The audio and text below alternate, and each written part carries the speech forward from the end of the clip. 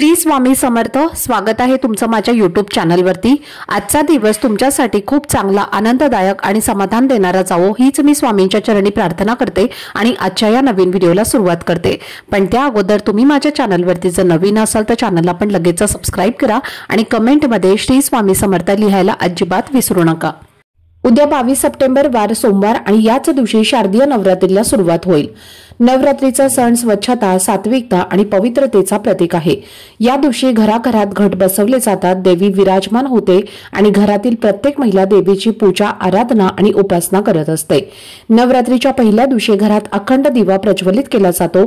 हा दिवा 9 दिवस अखंड चालवला जातो, ज्यामुळे घरात लक्ष्मीचा वास असतो। दररोज दुर्गा मातेच्या विविध रूपांची पूजा केली जाते। तर उद्या नवरात्रीचा पहिला दिवस आहे आणि या दिवशी आपल्याला देवी शैलपुत्रीचं पूजन करायचं आहे। त्यासाठी पांढऱ्या रंगाचं वस्त्र परिधान करावं लागतं। नैवेद्य म्हणून गाईचं शुद्ध तूप किंवा त्यापासून बनवलेला गोड पदार्थ अर्पण करायचा आहे। पहिली माळ विड्याच्या पानांची, पिवळी फुलं किंवा सोनचाफ्याची माळ आपल्याला लावायची आहे। यानंतर आपल्याला ओम देवी शैलपुत्रे नमः या मंत्राचा जप करायचा आहे। नवरात्रीच्या पहिल्या आणि शेवटच्या दिवशी विशेष महत्त्व आहे। या दिवशी काही खास उपाय केले जातात। तर आजच्या व्हिडिओमध्ये मी एक प्रभावी उपाय सांगणार आहे, जो तुम्ही उद्या नवरात्रीच्या पहिल्या दिवशी करायचा आहे। सकाळी घराच्या उंबरठ्यावर एक विशेष वस्तू ठेवायची आहे। या वस्तूने तुमचं आयुष्य रातोरात बदलू शकतं। 7 पिढ्यांचं दारिद्र्य नष्ट होईल आणि तुमचं घर, मुलं आणि पतीच्या प्रगतीला गती मिळेल। तर हे काय आहे आणि कसं करायचं आहे याबद्दलची संपूर्ण माहिती मी आजच्या व्हिडिओमध्ये शेअर करणार आहे। त्यामुळे व्हिडिओ हा स्किप न करता शेवटपर्यंत नक्की पहा, जेणेकरून तुमच्यापर्यंत योग्य ती माहिती पोहोचेल। आणि तुम्ही माझ्या चॅनलवरती जर नवीन असाल तर चॅनलला पण लगेच सबस्क्राइब करा आणि बेल आयकॉनला पण प्रेस करा, म्हणजे मी जेव्हा कधीही नवीन व्हिडिओज अपलोड करेन त्याचं नोटिफिकेशन सर्वात आधी तुम्हाला मिळेल आणि तुमचा एकही व्हिडिओ हा मिस होणार नाही। आजच्या व्हिडिओमध्ये मी तुम्हाला एक खास उपाय सांगणार आहे। या उपायाला तुम्हाला सकाळी 12 वाजण्याच्या आधी करायचं आहे। 12 वाजण्याच्या आत तुम्हाला ही एक वस्तू ठेवायची आहे आणि ती तुमच्या घराच्या उंबरठ्यावर ठेवायची आहे। जर सकाळी हा उपाय करणं शक्य असेल तर त्याचा परिणाम अधिक चांगला होईल, पण जर सकाळी नाही करू शकत असाल तर तुम्ही दुपारी 12 वाजेपर्यंत सुद्धा हा उपाय करू शकता। नवरात्रीचा सण खूप महत्त्वाचा असतो। या दिवशी देवी आपल्या घरात सूक्ष्म रूपाने वास करते। आपल्या घरातील कुलदेवी आणि देवीचा आशीर्वाद घेणं खूप आवश्यक असतं आणि म्हणूनच नवरात्रीमध्ये विविध उपाय केले जातात। तर उद्या नवरात्रीचा पहिला दिवस आहे आणि आपल्या घरात घटस्थापना केली जाईल। अखंड दिवा प्रज्वलित केला जाईल आणि देवी आपल्या घरात विराजमान होतील। त्यामुळे देवीला आनंदाने आणि उत्साहाने स्वागत करायला हवं। उंबरठ्यावर हा उपाय करायचा आहे, कारण तिथूनच लक्ष्मी आपल्या घरात प्रवेश करते। जर तुम्ही उंबरठ्यावर हा उपाय केला तर देवी नक्कीच प्रसन्न होतील आणि तुमच्या कुटुंबाला आशीर्वाद देतील। नवरात्रीच्या पहिल्या दिवशी घरातील स्त्री हा उपाय करेल तर त्या घरात लक्ष्मीचा वास नक्कीच कायम राहील।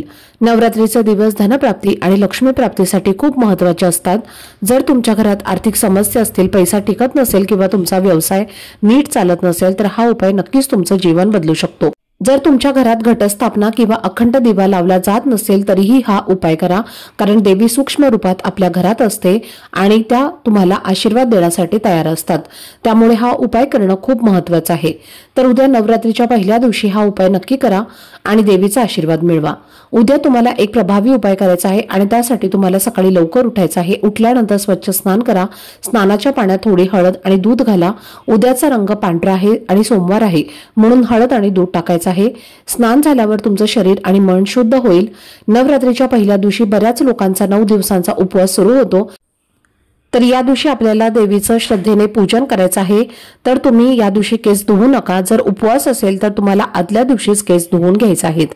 त्यानंतर स्नान करून देवघरातल्या देवांची पूजा विधीपूर्वक करा।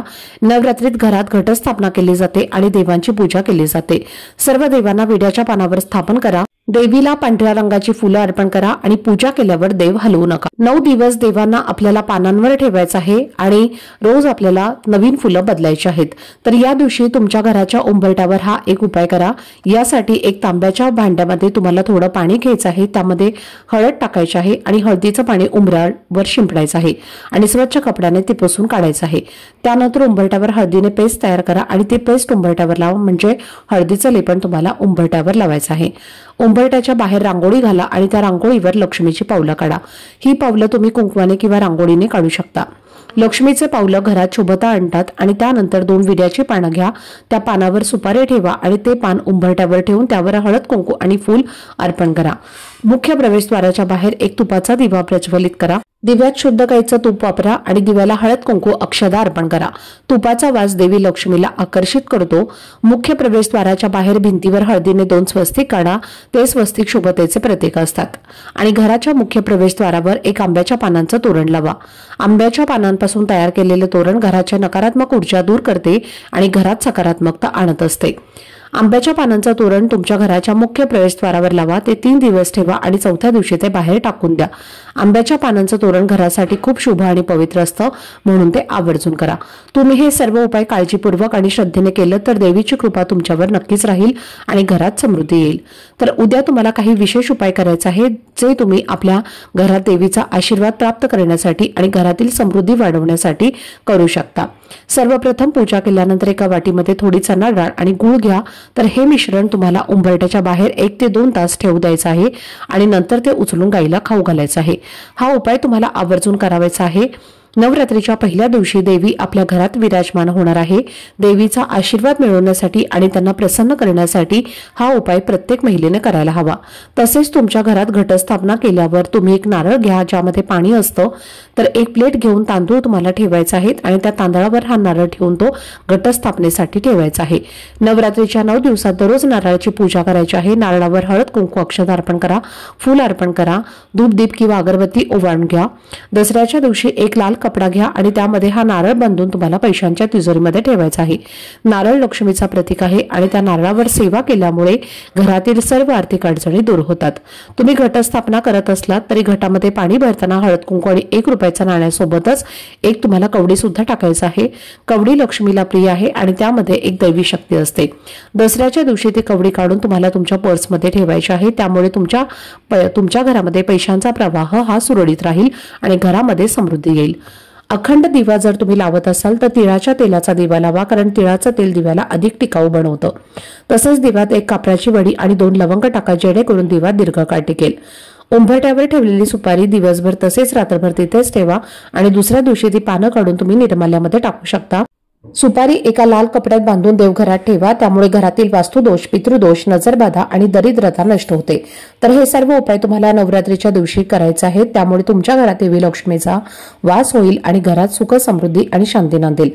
आजचा व्हिडिओ जर तुम्हाला आवडला असेल, माहितीपूर्ण वाटला असेल तर व्हिडिओला लाईक, शेअर आणि चॅनलला सबस्क्राईब नक्की करा। भेटूयात पुढच्या व्हिडिओमध्ये, तोपर्यंत सर्वांना श्री स्वामी समर्थ।